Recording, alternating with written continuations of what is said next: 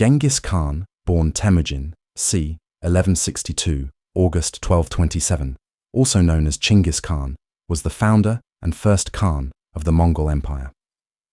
After spending most of his life uniting the Mongol tribes, he launched a series of military campaigns, conquering large parts of China and Central Asia. Genghis Khan was born Temüjin between 1155 and 1167 as the eldest child of Yesugei, a Mongol chieftain of the Borjigin clan, and his wife Hoelun. When Temüjin was 8, his father died and his family was abandoned by its tribe. Reduced to near poverty, Temüjin killed his older half-brother Beta to secure his familial position. His charismatic personality helped to attract his first followers and to form alliances with two prominent steppe leaders named Jamuka and Togrul. They worked together to retrieve Temujin's newlywed wife Berta, who had been kidnapped by raiders. As his reputation grew, his relationship with Jamuka deteriorated into open warfare. Temüjin was badly defeated in c. 1187 and may have spent the following years as a subject of the Jin dynasty.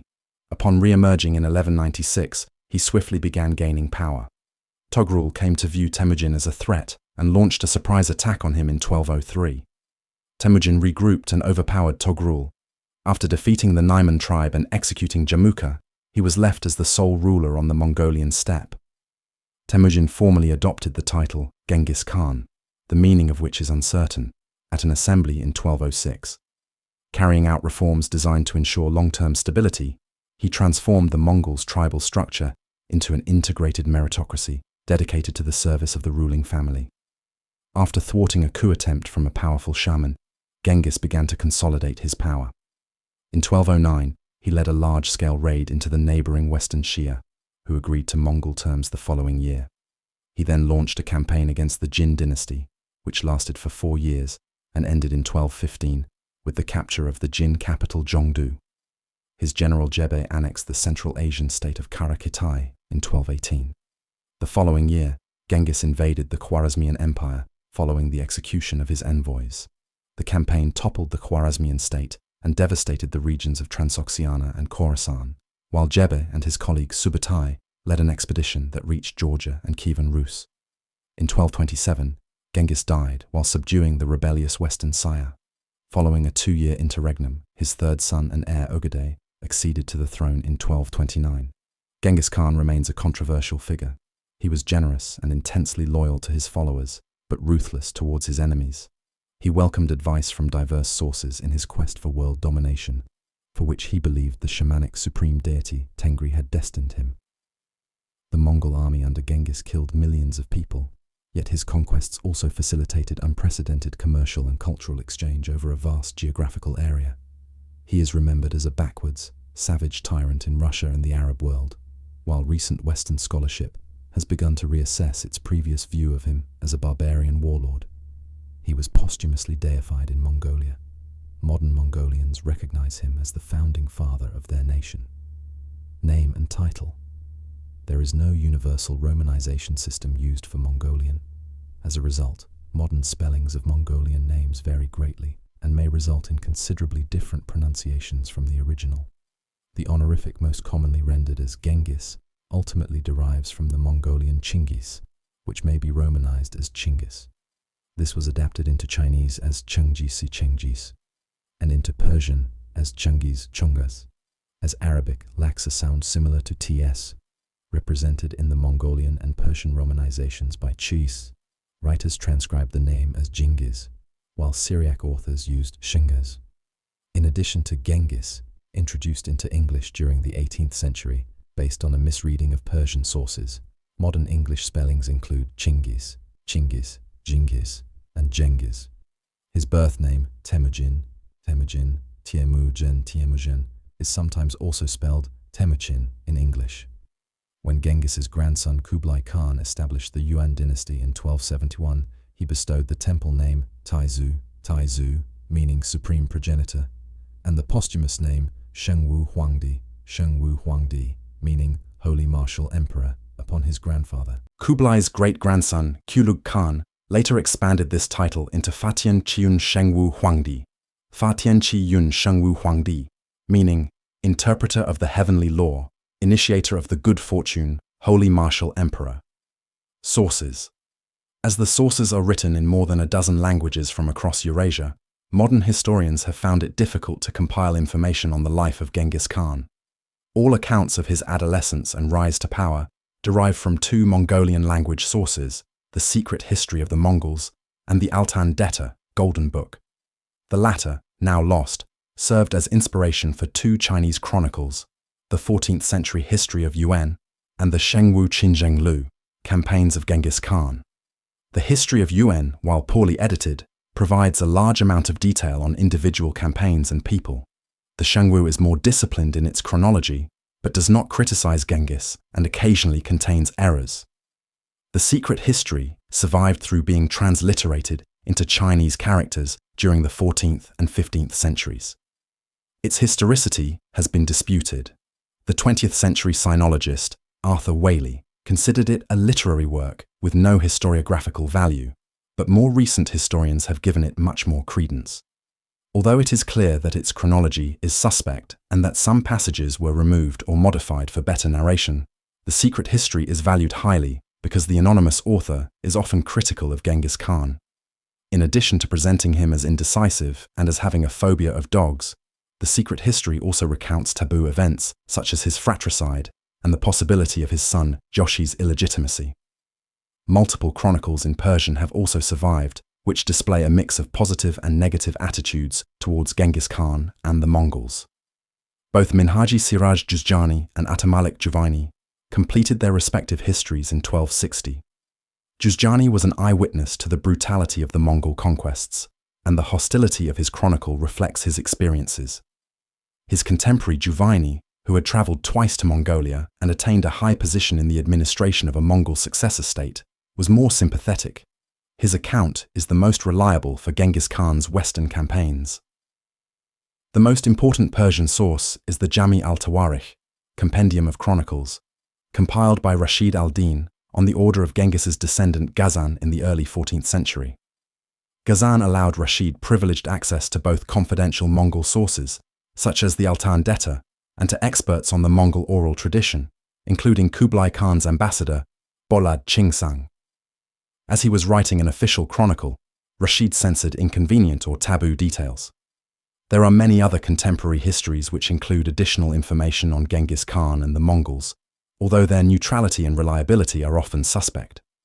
Additional Chinese sources include the chronicles of the dynasties conquered by the Mongols and the Song diplomat Zhao Hong, who visited the Mongols in 1221. Arabic sources include a contemporary biography of the Khwarazmian prince Jalal al-Din by his companion al-Nasawi. There are also several later Christian chronicles, including the Georgian Chronicles and works by European travelers such as Carpini and Marco Polo. Early life, birth and childhood. The year of Temüjin's birth is disputed, as historians favour different dates, 1155, 1162 or 1167. Some traditions place his birth in the year of the pig, which was either 1155 or 1167. While a dating to 1155 is supported by the writings of both Zhao Hong and Rashid al-Din, other major sources such as the History of Yuan and the Shengwu favour the year 1162. The 1167 dating, favoured by the sinologist Paul Pelliot, is derived from a minor source, a text of the Yuan artist Yang Weizhen, but is more compatible with the events of Genghis Khan's life than a 1155 placement, which implies that he did not have children until after the age of 30 and continued actively campaigning into his 7th decade. 1162 is the date accepted by most historians. The historian Paul Rachnevsky noted that Temüjin himself may not have known the truth. The location of Temüjin's birth, which the Secret History records as Daelyun Boldog on the Onon River, is similarly debated. It has been placed at either Dadal in Khenti province or in southern Agim Buryat Okrug, Russia. Temüjin was born into the Borjigin clan of the Mongol tribe to Yesuge, a chieftain who claimed descent from the legendary warlord Bodonchar Munkag, and his principal wife, Hoelun, originally of the Olkonud clan, whom Yesuge had abducted from her Merkit bridegroom, Chiladu. The origin of his birth name is contested. The earliest traditions hold that his father had just returned from a successful campaign against the Tatars, with a captive named Temüjin Uga, after whom he named the newborn in celebration of his victory, while later traditions highlight the root Temür, meaning iron, and connect to theories that Temüjin means blacksmith. Several legends surround Temüjin's birth.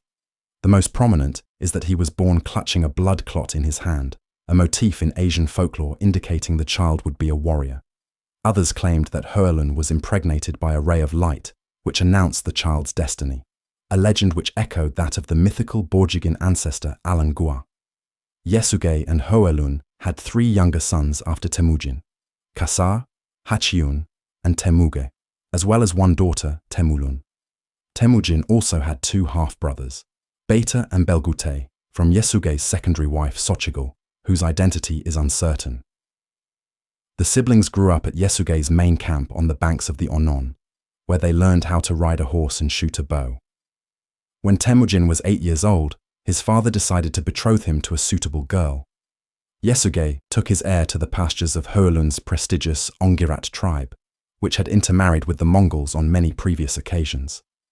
There, he arranged a betrothal between Temüjin and Berta, the daughter of an Ongirat chieftain named Day Sechen. As the betrothal meant Yesugei would gain a powerful ally, and as Berta commanded a high bride price, Day Sechen held the stronger negotiating position and demanded that Temüjin remain in his household to work off his future debt. Accepting this condition, Yesugei requested a meal from a band of Tatars he encountered while riding homewards alone, relying on the steppe tradition of hospitality to strangers. However, the Tatars recognized their old enemy and slipped poison into his food. Yesugei gradually sickened, but managed to return home. Close to death, he requested a trusted retainer called Munglig to retrieve Temüjin from the Ongirat. He died soon after. Adolescence. Yesugei's death shattered the unity of his people, which included members of the Borjigin, Taichiud, and other clans. As Temüjin was not yet 10, and Beta around 2 years older, neither was considered experienced enough to rule. The Taichiud faction excluded Hoelun from the ancestor worship ceremonies, which followed a ruler's death and soon abandoned her camp. The secret history relates that the entire Borjigin clan followed, despite Hoelun's attempts to shame them into staying by appealing to their honor. Rashid al-Din and the Shengwu, however, imply that Yesugei's brothers stood by the widow. It is possible that Hoelun may have refused to join in levirate marriage with one, resulting in later tensions, or that the author of the secret history dramatized the situation. All the sources agree that most of Yesugei's people renounced his family in favor of the Taichiuds, and that Hoelun's family were reduced to a much harsher life. Taking up a hunter-gatherer lifestyle, they collected roots and nuts, hunted for small animals, and caught fish. Tensions developed as the children grew older. Both Temüjin and Beta had claims to be their father's heir. Although Temüjin was the child of Yesugei's chief wife, Beta was at least 2 years his senior. There was even the possibility that, as permitted under levirate law, Beta could marry Hoelun upon attaining his majority and become Temüjin's stepfather. As the friction, exacerbated by frequent disputes over the division of hunting spoils, intensified, Temüjin and his younger brother Kasar ambushed and killed Beta. This taboo act was omitted from the official chronicles, but not from the secret history, which recounts that Hoelun angrily reprimanded her sons. Beta's younger full brother Belgute did not seek vengeance and became one of Temüjin's highest-ranking followers alongside Kasar. Around this time, Temüjin developed a close friendship with Jamuka, another boy of aristocratic descent. The secret history notes that they exchanged knuckle bones and arrows as gifts and swore the Anda Pact, the traditional oath of Mongol blood brothers, at 11. As the family lacked allies, Temüjin was taken prisoner on multiple occasions.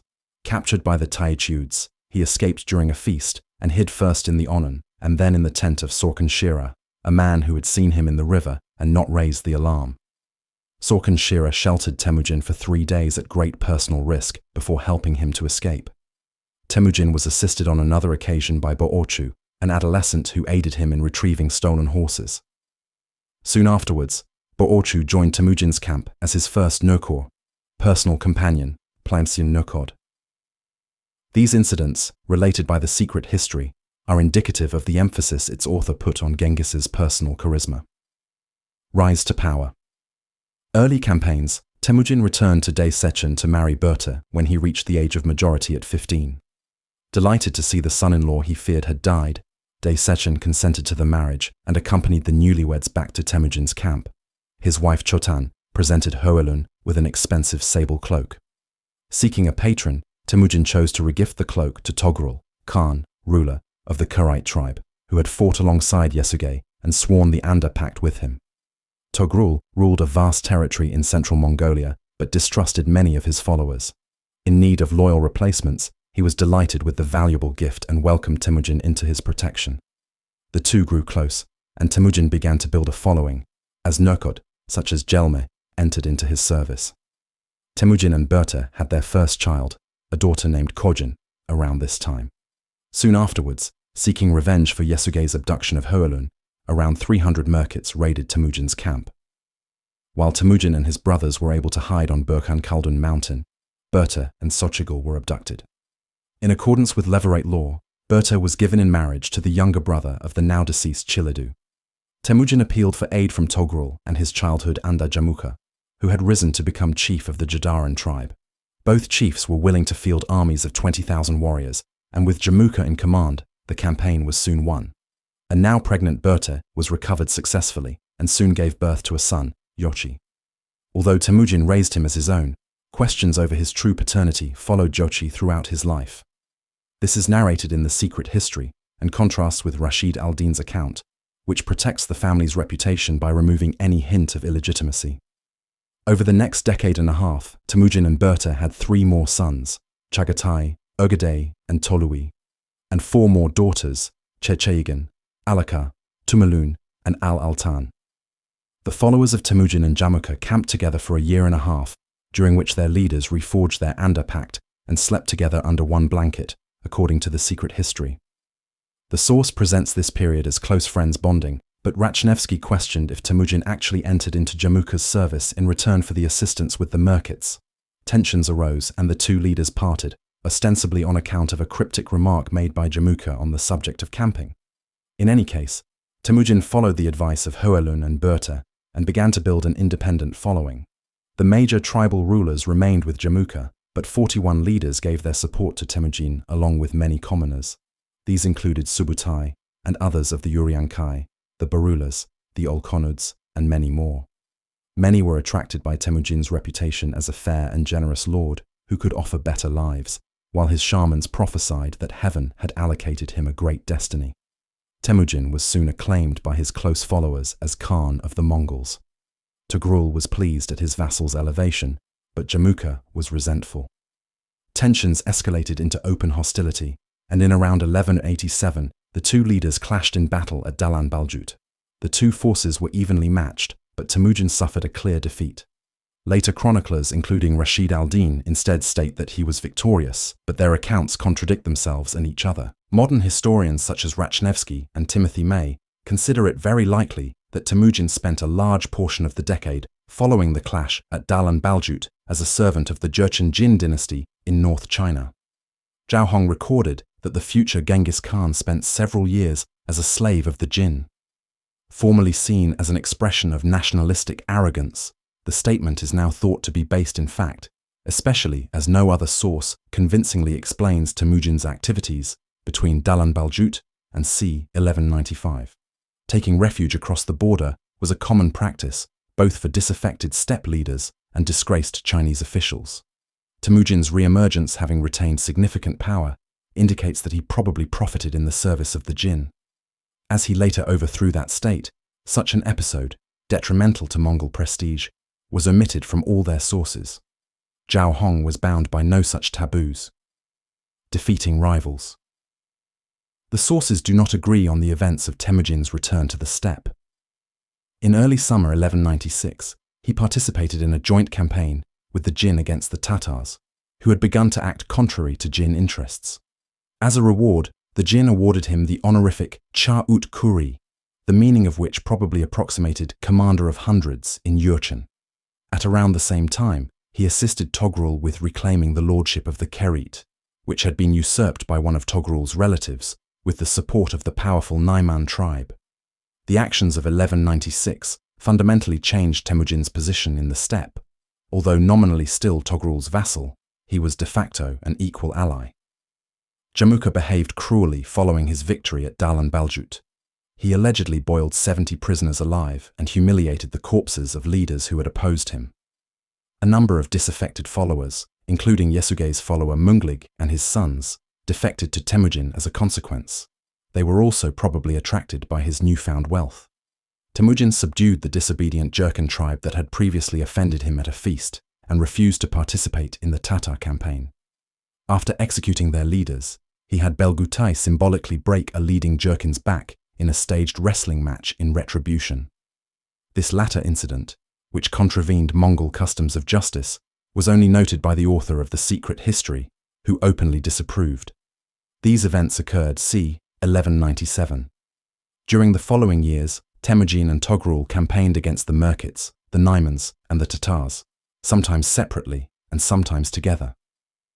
In around 1201, a collection of dissatisfied tribes including the Ongirat, the Taichud, and the Tatars swore to break the domination of the Borjigin-Karaite alliance, electing Jamuka as their leader and Gurkhan, lit. Khan of the tribes. After some initial successes, Temüjin and Togrul routed this loose confederation at Yedi Kunan, and Jamuka was forced to beg for Togrul's clemency.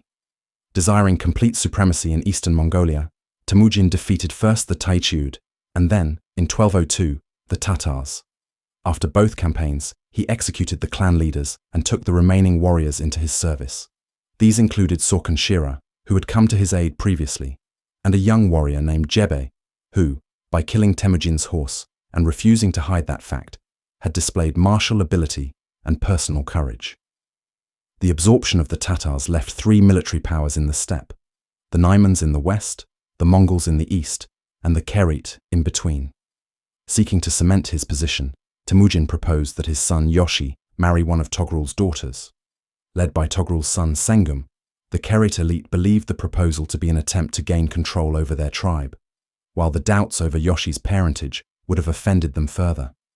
In addition, Jamuka drew attention to the threat Temüjin posed to the traditional steppe aristocracy by his habit of promoting commoners to high positions, which subverted social norms. Yielding eventually to these demands, Togrul attempted to lure his vassal into an ambush, but his plans were overheard by two herdsmen.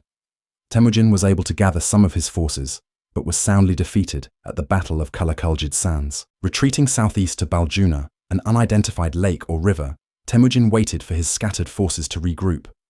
Boorchu had lost his horse and was forced to flee on foot, while Temüjin's badly wounded son Ögedei had been transported and tended to by Borokhula, a leading warrior. Temüjin called in every possible ally and swore a famous oath of loyalty, later known as the Baljuna Covenant, to his faithful followers, which subsequently granted them great prestige.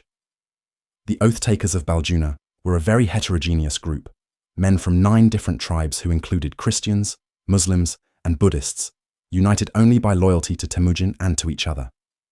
This group became a model for the later empire, termed a proto-government of a proto-nation by historian John Mann. The Baljuna Covenant was omitted from the secret history. As the group was predominantly non-Mongol, the author presumably wished to downplay the role of other tribes. A ruse de guerre involving Kasar allowed the Mongols to ambush the Kerit at the Jeja Heights. Though the ensuing battle still lasted 3 days, it ended in a decisive victory for Temüjin. Togrul and Sengum were both forced to flee, and while the latter escaped to Tibet, Togrul was killed by a Naiman who did not recognize him. Temüjin sealed his victory by absorbing the Kerit elite into his own tribe. He took the Princess Ibaka as a wife and married her sister Sorgagtani and niece Dox to his youngest son Tolui. The ranks of the Naimans had swelled due to the arrival of Jamuka and others defeated by the Mongols, and they prepared for war. Temüjin was informed of these events by Alakush, the sympathetic ruler of the Ongud tribe. In May 1204, at the Battle of Chakirmaut in the Altai Mountains, the Naimans were decisively defeated. Their leader Tayang Khan was killed, and his son Kuchlug was forced to flee west. The Merkits were decimated later that year, while Jamuka, who had abandoned the Naimans at Chakirmaut, was betrayed to Temüjin by companions who were executed for their lack of loyalty. According to the secret history, Jamuka convinced his childhood Anda to execute him honorably. Other accounts state that he was killed by dismemberment. Early reign, reforms and Chinese campaigns. 1206-1215, Kurultai of 1206, and reforms now sole ruler of the steppe, Temüjin held a large assembly called a Kurultai at the source of the Onon River in 1206. Here, he formally adopted the title Genghis Khan, the etymology and meaning of which have been much debated. Some commentators hold that the title had no meaning, simply representing Temüjin's eschew of the traditional Gurkhan title, which had been accorded to Jamuka and was thus of lesser worth. Another theory suggests that the word Genghis bears connotations of strength, firmness, hardness, or righteousness. A third hypothesis proposes that the title is related to the Turkic Tengiz, ocean. The title Genghis Khan would mean master of the ocean, and as the ocean was believed to surround the earth, the title thus ultimately implied universal ruler. Genghis Khan then began a social revolution, in May's words. As traditional tribal systems had primarily evolved to benefit small clans and families, they were unsuitable as the foundations for larger states and had been the downfall of previous steppe confederations. Genghis thus began a series of administrative reforms designed to suppress the power of tribal affiliations and to replace them with unconditional loyalty to the Khan and the ruling family. As most of the traditional tribal leaders had been killed during his rise to power, Genghis was able to reconstruct the Mongol social hierarchy in his favor. The highest tier was occupied solely by his and his brothers' families, who became known as the Altan Uruk, lit. Golden family, or Chagan Yasun, lit. White bone. Underneath them came the Kara Yasun, lit. Black bone, sometimes Karachu, composed of the surviving pre-empire aristocracy and the most important of the new families. To break any concept of tribal loyalty, Mongol society was reorganized into a military decimal system. Every man between the age of 15 and 70 was conscripted into a minkan, Khwarazmian, a unit of 1,000 soldiers, which was further subdivided into units of hundreds, jagun, plough jagat, and tens, arban, plough arbat. The units also encompassed each man's household, meaning that each military minkan was supported by a minkan of households in what May has termed a military-industrial complex. Each minkan operated as both a political and social unit, while the warriors of defeated tribes were dispersed to different minkad to make it difficult for them to rebel as a single body. This was intended to ensure the disappearance of old tribal identities, replacing them with loyalty to the great Mongol state, and to commanders who had gained their rank through merit and loyalty to the Khan. This particular reform proved extremely effective. Even after the division of the Mongol Empire, fragmentation never happened along tribal lines. Instead, the descendants of Genghis continued to reign unchallenged, in some cases until as late as the 1700s. And even powerful non-imperial dynasts such as Timur and Edigu were compelled to rule from behind a puppet ruler of his lineage. Genghis's senior nurkod were appointed to the highest ranks and received the greatest honors. Borchu and Mukali were each given 10,000 men to lead as commanders of the right and left wings of the army respectively.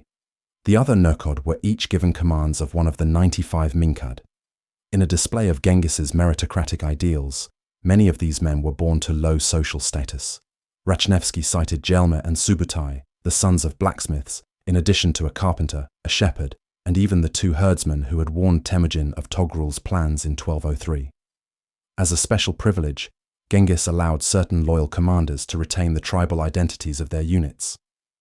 Alakush of the Ongud was allowed to retain 5,000 warriors of his tribe because his son had entered into an alliance pact with Genghis, marrying his daughter, Alaka.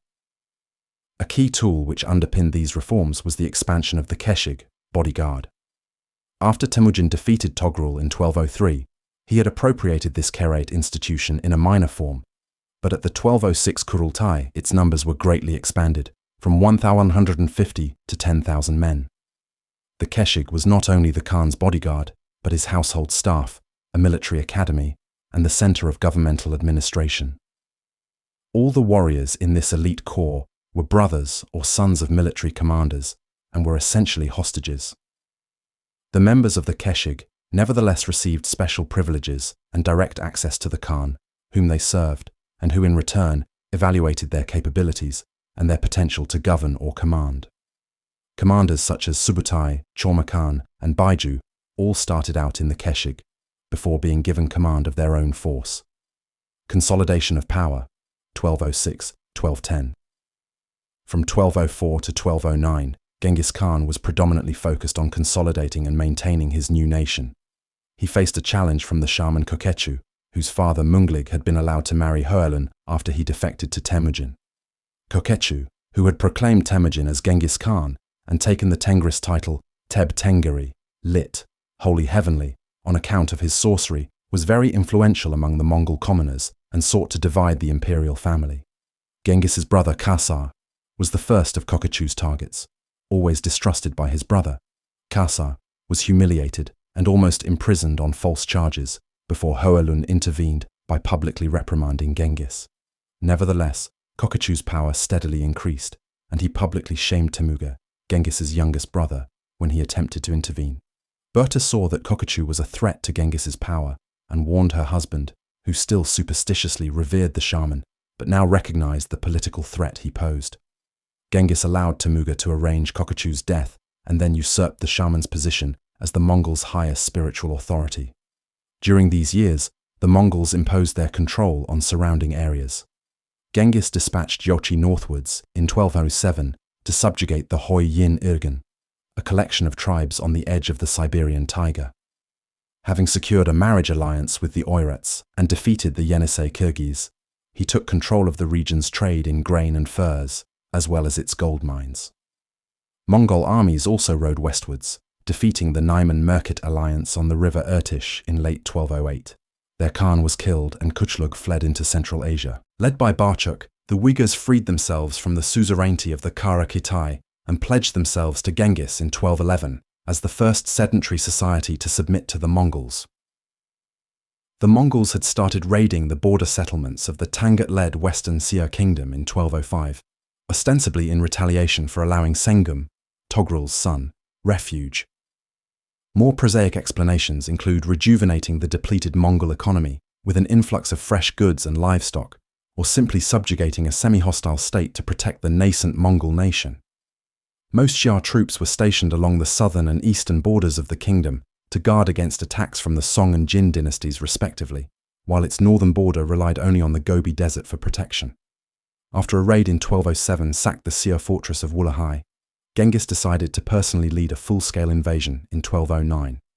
Wulahai was captured again in May, and the Mongols advanced on the capital Zhongxing, modern-day Yinchuan, but suffered a reverse against a Xia army. After a 2-month stalemate, Genghis broke the deadlock with a feigned retreat. The Xia forces were deceived out of their defensive positions and overpowered. Although Zhongxing was now mostly undefended, the Mongols lacked any siege equipment better than crude battering rams and were unable to progress the siege. The Xia requested aid from the Jin, but Emperor Zhangzong rejected the plea. Genghis's attempt to redirect the Yellow River into the city with a dam initially worked, but the poorly constructed earthworks broke, possibly breached by the Xia, in January 1210, and the Mongol camp was flooded, forcing them to retreat. A peace treaty was soon formalized. The Xia Emperor Xiangzong submitted and handed over tribute, including his daughter Chaka, in exchange for the Mongol withdrawal. Campaign against the Jin, 1211-1215, Wanyan Yongji usurped the Jin throne in 1209. He had previously served on the steppe frontier, and Genghis greatly disliked him. When asked to submit and pay the annual tribute to Yongji in 1210, Genghis instead mocked the emperor, spat, and rode away from the Jin envoy, a challenge that meant war. Despite the possibility of being outnumbered 8-1 by 600,000 Jin soldiers, Genghis had prepared to invade the Jin since learning in 1206 that the state was racked by internal instabilities. Genghis had two aims: to take vengeance for past wrongs committed by the Jin, foremost among which was the death of Ambagai Khan in the mid-12th century, and to win the vast amounts of plunder his troops and vassals expected. After calling for a Kurultai in March 1211, Genghis launched his invasion of Jin China in May, reaching the outer ring of Jin defences the following month. These border fortifications were guarded by Alakush's Ongud, who allowed the Mongols to pass without difficulty. The three-pronged chevauchée aimed both to plunder and burn a vast area of Jin territory, to deprive them of supplies and popular legitimacy, and to secure the mountain passes which allowed access to the North China plain. The Jin lost numerous towns and were hindered by a series of defections, the most prominent of which led directly to Mukhali's victory at the Battle of Huanazui in autumn 1211. The campaign was halted in 1212 when Genghis was wounded by an arrow during the unsuccessful siege of Shijing, modern Datong. Following this failure, Genghis set up a corps of siege engineers, which recruited 500 Jin experts over the next 2 years. The defences of Juyong Pass had been strongly reinforced by the time the conflict resumed in 1213, but a Mongol detachment led by Jebi managed to infiltrate the pass and surprise the elite Jin defenders, opening the road to the Jin capital Zhongdu, modern-day Beijing. The Jin administration began to disintegrate. After the Khitans, a tribe subject to the Jin, entered open rebellion. Hushahu, the commander of the forces at Xijing, abandoned his post and staged a coup in Zhongdu, killing Yongji and installing his own puppet ruler, Xuanzong. This governmental breakdown was fortunate for Genghis's forces. Emboldened by their victories, they had seriously overreached and lost the initiative. Unable to do more than camp before Zhongdu's fortifications, while his army suffered from an epidemic and famine, they resorted to cannibalism according to Carpini, who may have been exaggerating. Genghis opened peace negotiations despite his commander's militance. He secured tribute, including 3,000 horses, 500 slaves, a Jin princess, and massive amounts of gold and silk, before lifting the siege and setting off homewards in May 1214. As the northern Jin lands had been ravaged by plague and war, Xuanzong moved the capital and imperial court 600 kilometers, 370 mitum, southwards to Kaifeng. Interpreting this as an attempt to regroup in the south and then restart the war, Genghis concluded the terms of the peace treaty had been broken. He immediately prepared to return and capture Zhongdu. According to Christopher Atwood, it was only at this juncture that Genghis decided to fully conquer northern China. Mukhali captured numerous towns in Liaodong during winter 1214-1215, and although the inhabitants of Zhongdu surrendered to Genghis on 31st May 1215, the city was sacked. When Genghis returned to Mongolia in early 1216, Mukhali was left in command in China. He waged a brutal but effective campaign against the unstable Jin regime until his death in 1223. Later reign, western expansion and return to China, 1216-1227, defeating rebellions and Kara Kitai, 1216-1218. In 1207, Genghis had appointed a man named Korchi as governor of the subdued Hoyin-Urgan tribes in Siberia. Appointed not for his talents, but for prior services rendered, Korchi's tendency to abduct women as concubines for his harem caused the tribes to rebel and take him prisoner in early 1216.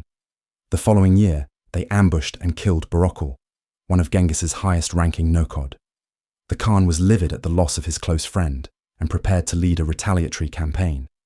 Eventually dissuaded from this course, he dispatched his eldest son, Yochi, and a Durbet commander. They managed to surprise and defeat the rebels, securing control over this economically important region. Kuchlug, the Naiman prince who had been defeated in 1204, had usurped the throne of the Central Asian Kara Kitai dynasty between 1211 and 1213. He was a greedy and arbitrary ruler who probably earned the enmity of the native Islamic populace, whom he attempted to forcibly convert to Buddhism. Genghis reckoned that Kuchlug could be a threat to his empire, and Jebe was sent with an army of 20,000 cavalry to the city of Kashgar. He undermined Kuchlug's rule by emphasizing the Mongol policies of religious tolerance and gained the loyalty of the local elite. Kuchlug was forced to flee southwards to the Pamir Mountains, but was captured by local hunters. Jebe had him beheaded and paraded his corpse through Kara Kitai, proclaiming the end of religious persecution in the region. Invasion of the Khwarazmian Empire, 1219-1221. Genghis had now attained complete control of the eastern portion of the Silk Road, and his territory bordered that of the Khwarazmian Empire, which ruled over much of Central Asia, Persia, and Afghanistan. Merchants from both sides were eager to restart trading, which had halted during Kuchlug's rule. The Khwarazmian ruler Muhammad II dispatched an envoy shortly after the Mongol capture of Zhongdu, while Genghis instructed his merchants to obtain the high-quality textiles and steel of Central and Western Asia. Many members of the Altan Uruk invested in one particular caravan of 450 merchants, which set off to Khwarazmia in 1218 with a large quantity of wares. Inalchuk, the governor of the Khwarazmian border town of Otrar, decided to massacre the merchants on grounds of espionage and seize the goods. Muhammad had grown suspicious of Genghis's intentions and either supported Inalchuk or turned a blind eye. A Mongol ambassador was sent with 2 companions to avert war, but Muhammad killed him and humiliated his companions. The killing of an envoy infuriated Genghis, who resolved to leave Mukhali with a small force in North China and invade Khwarazmia with most of his army. Muhammad's empire was large but disunited. He ruled alongside his mother, Turkan Khatun, in what the historian Peter Golden terms an uneasy diarchy, while the Khwarazmian nobility and populace were discontented with his warring and the centralization of government. For these reasons and others, he declined to meet the Mongols in the field, instead garrisoning his unruly troops in his major cities. This allowed the lightly armored, highly mobile Mongol armies uncontested superiority outside city walls. Otrar was besieged in autumn 1219. The siege dragged on for 5 months, but in February 1220 the city fell and Inalchuk was executed. Genghis had meanwhile divided his forces. Leaving his sons Chagatai and Ogadei to besiege the city, he had sent Yochi northwards down the Syr-Darya River and another force southwards into central Transoxiana, while he and Tolui took the main Mongol army across the Kizilkum Desert, surprising the garrison of Bukhara in a pincer movement. Bukhara's citadel was captured in February 1220, and Genghis moved against Muhammad's residence Samarkand, which fell the following month. Bewildered by the speed of the Mongol conquests, Muhammad fled from Balkh, closely followed by Jebe and Subutai. The two generals pursued the Khwarazm until he died from dysentery on a Caspian Sea island in winter 1220-21, having nominated his eldest son Jalal al-Din as his successor. Jebe and Subutai then set out on a 7,500-kilometer, 4,700 mounds of May expedition around the Caspian Sea. Later called the Great Raid, this lasted 4 years and saw the Mongols come into contact with Europe for the first time. Meanwhile, the Khwarazmian capital of Gurganj was being besieged by Genghis's 3 eldest sons. The long siege ended in spring 1221 amid brutal urban conflict. Jalal al-Din moved southwards to Afghanistan, gathering forces on the way and defeating a Mongol unit under the command of Shigi Kutuku, Genghis's adopted son, in the Battle of Parwan. Jalal was weakened by arguments among his commanders, and after losing decisively at the Battle of the Indus in November 1221, he was compelled to escape across the Indus River into India. Genghis's youngest son Tolui was concurrently conducting a brutal campaign in the regions of Khorasan. Every city that resisted was destroyed. Nishapur, Merv, and Herat, 3 of the largest and wealthiest cities in the world, were all annihilated. This campaign established Genghis's lasting image as a ruthless, inhumane conqueror. Contemporary Persian historians place the death toll from the 3 sieges alone at over 5.7 million, a number regarded as grossly exaggerated by modern scholars. Nevertheless, even a total death toll of 1.25 million for the entire campaign, as estimated by John Mann, would have been a demographic catastrophe. Return to China and final campaign in 1222-1227. Genghis abruptly halted his Central Asian campaigns in 1221. Initially aiming to return via India, Genghis realized that the heat and humidity of the South Asian climate impeded his army's skills, while the omens were additionally unfavorable. Although the Mongols spent much of 1222 repeatedly overcoming rebellions in Khorasan, they withdrew completely from the region to avoid overextending themselves, setting their new frontier on the Amu Darya River.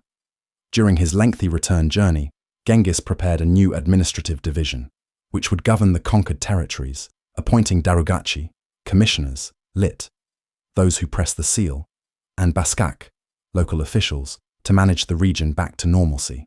He also summoned and spoke with the Taoist patriarch Changchun in the Hindu Kush. The Khan listened attentively to Changchun's teachings and granted his followers numerous privileges, including tax exemptions and authority over all monks throughout the empire, a grant which the Taoists later used to try to gain superiority over Buddhism. The usual reason given for the halting of the campaign is that the Western Sia, having declined to provide auxiliaries for the 1219 invasion, had additionally disobeyed Mukhali in his campaign against the remaining Jin in Shanxi. May has disputed this, arguing that the Sia fought in concert with Mukhali until his death in 1223, when, frustrated by Mongol control and sensing an opportunity with Genghis campaigning in Central Asia, they ceased fighting.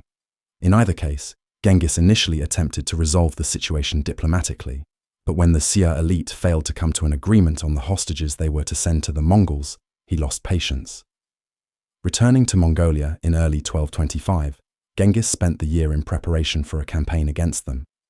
This began in the first months of 1226 with the capture of Karakoto on the Sia's western border.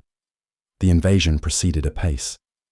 Genghis ordered that the cities of the Gansu corridor be sacked one by one, granting clemency only to a few. Having crossed the Yellow River in autumn, the Mongols besieged present-day Lingwu, located just 30 kilometers 90 metsme, south of the Sia capital Zhongxing in November. On 4th December, Genghis decisively defeated a Xia relief army. The Khan left the siege of the capital to his generals and moved southwards with Subutai to plunder and secure Jin territories. Death and aftermath. Genghis fell from his horse while hunting in the winter of 1226-1227 and became increasingly ill during the following months. This slowed the siege of Zhongxing's progress, as his sons and commanders urged him to end the campaign and return to Mongolia to recover, arguing that the Xia would still be there another year. Incensed by insults from Xia's leading commander, Genghis insisted that the siege be continued. He died on either 18 or 25th August 1227, but his death was kept a closely guarded secret, and Zhongxing, unaware, fell the following month. The city was put to the sword, and its population was treated with extreme savagery. The Xia civilization was essentially extinguished in what man described as a very successful ethnocide. The exact nature of the Khan's death has been the subject of intense speculation. Rashid al-Din and the History of Yuan mention he suffered from an illness, possibly malaria, typhus, or bubonic plague.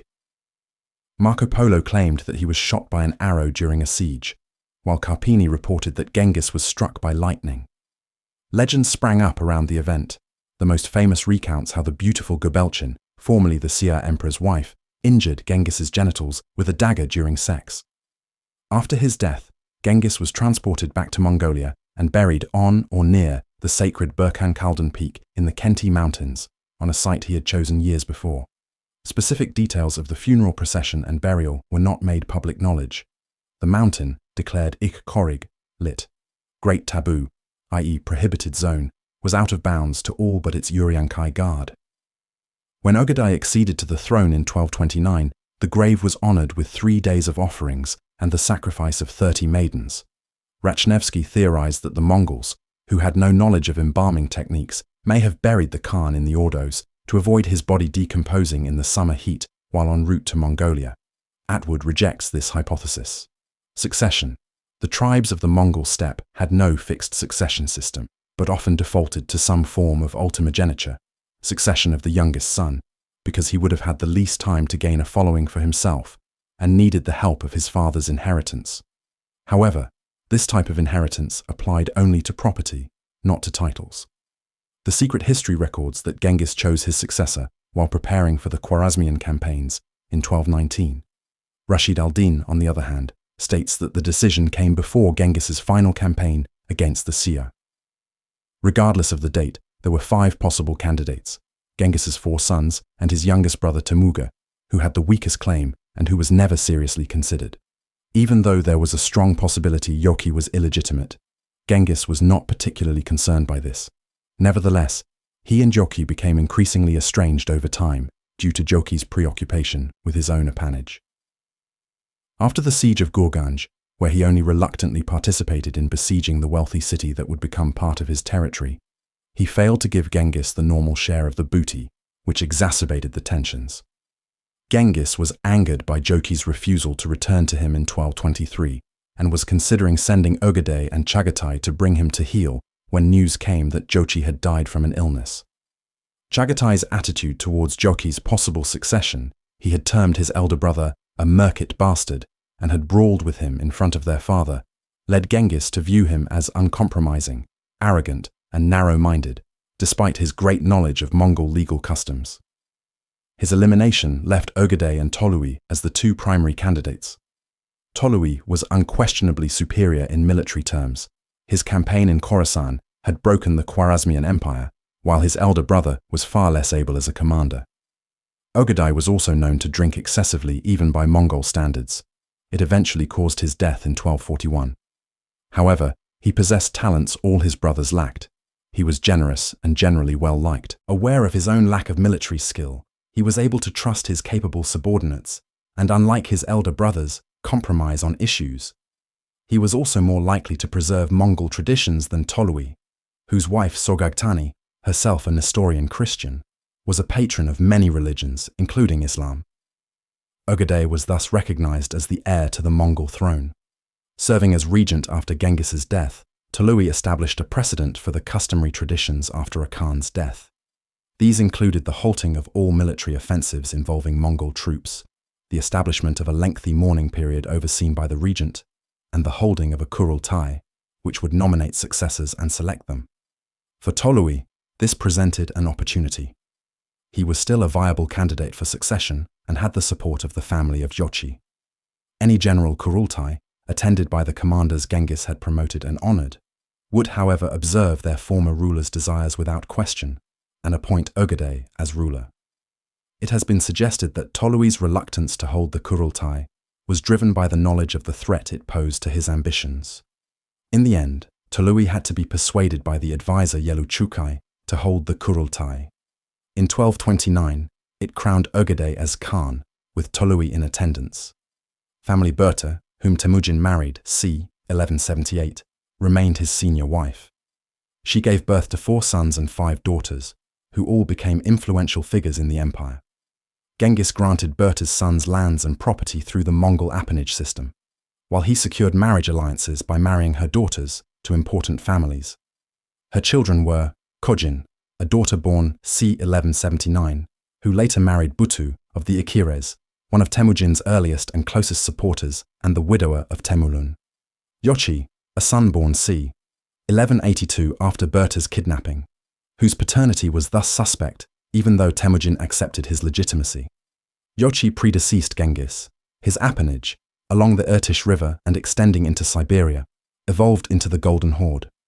Chagatai, a son born c. 1184.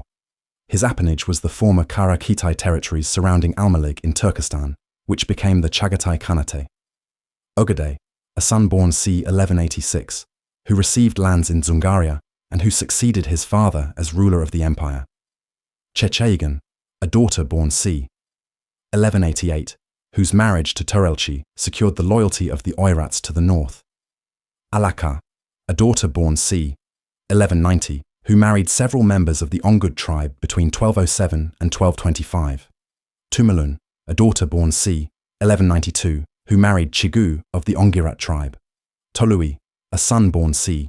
1193, who received lands near the Altai Mountains as an appanage. 2 of his sons, Monka and Kublai, later ruled the empire, while another, Hulagu, founded the Ilkhanate. Al-Altan, a daughter born c. 1196, married the powerful Uyghur ruler Barchuk. Shortly after the accession of Guyuk Khan in the 1240s, she was tried and executed on charges that were later suppressed. After Berta's final childbirth, Temüjin began to acquire a number of junior wives through conquest. These wives had all previously been princesses or queens, and Temüjin married them to demonstrate his political ascendancy. They included the Kherate princess Ibaka, the Tatar sisters Yesugen and Yeswi, Kulan, a Merkit, Gurbesu, the queen of the Naiman Tayang Khan, and 2 Chinese princesses, Chaka and Chiguo, of the Western Xia and Jin dynasties respectively. The children of these junior wives were always subservient to those of Berta, with daughters married off to seal lesser alliances, and sons, such as Kulan's child Kolgan, never a candidate for succession. Character and achievements. No eyewitness description or contemporaneous depiction of Genghis Khan survives. The Persian chronicler Juzjani and the Song diplomat Zhao Hong provide the 2 earliest descriptions. Both recorded that he was tall and strong with a powerful stature. Zhao wrote that Genghis had a broad brow and long beard, while Juzjani commented on his cat's eyes and lack of grey hair. The secret history records that Berta's father remarked on his flashing eyes and lively face when meeting him. Atwood has suggested that many of Genghis Khan's values, especially the emphasis he placed on an orderly society, derived from his turbulent youth. He valued loyalty above all, and mutual fidelity became a cornerstone of his new nation. Genghis did not find it difficult to gain the allegiance of others.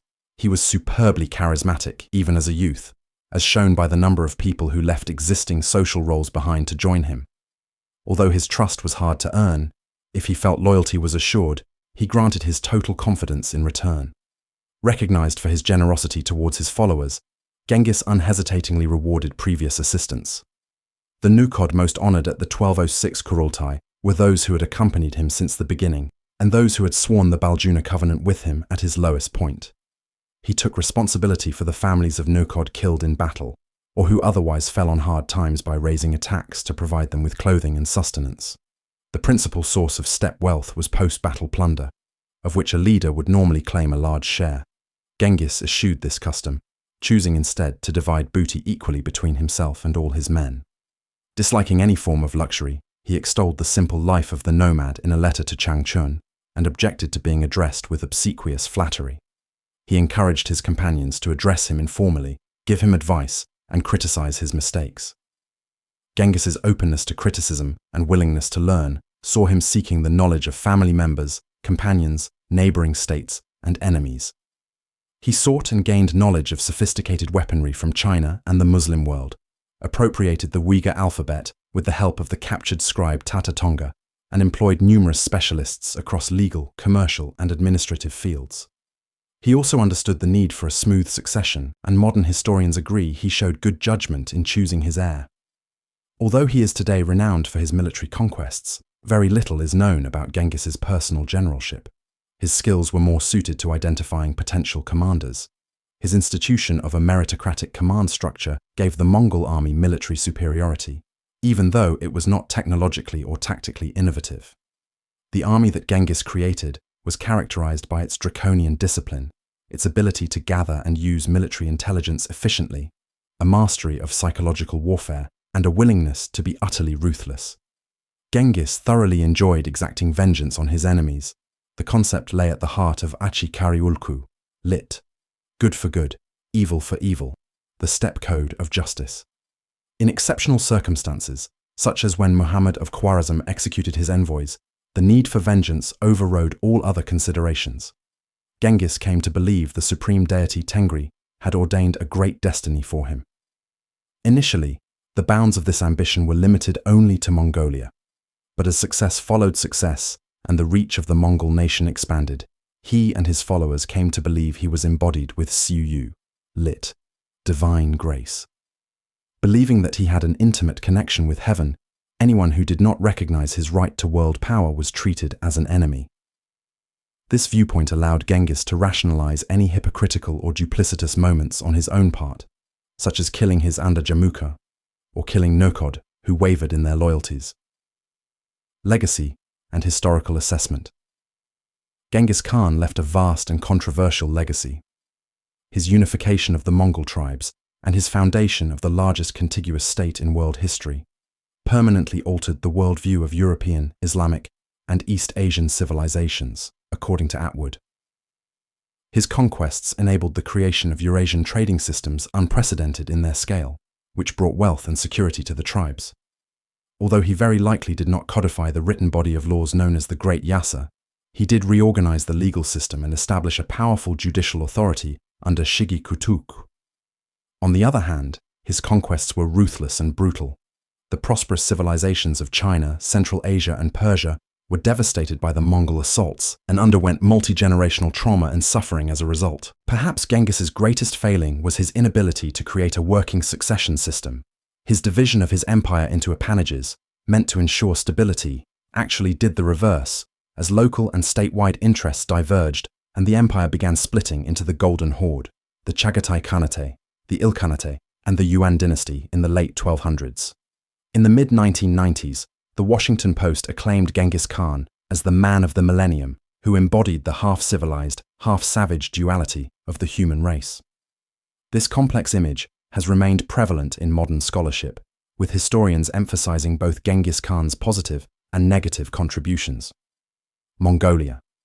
For many centuries, Genghis was remembered in Mongolia as a religious figure, not a political one. After Altan Khan converted to Tibetan Buddhism in the late 1500s, Genghis was deified and given a central role in the Mongolian religious tradition. As a deity, Genghis drew upon Buddhist, shamanistic, and folk traditions. For example, he was defined as a new incarnation of a Chakravartin, idealized ruler, like Ashoka, or of Vajrapani, the martial bodhisattva. He was connected genealogically to the Buddha and to ancient Buddhist kings.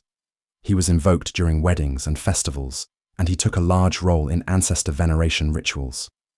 He also became the focus point of a sleeping hero legend, which says he will return to help the Mongol people in a time of great need. His cult was centered at the Naiman Orden, lit. 8 White Yurts, today a mausoleum in Inner Mongolia, China. In the 19th and early 20th century, Genghis began to be viewed as the national hero of the Mongolian people. Foreign powers recognized this.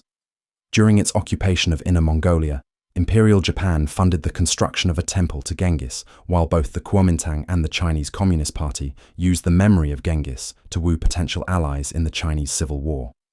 This attitude was maintained during World War II, when the Soviet-aligned Mongolian People's Republic promoted Genghis to build patriotic zeal against invaders.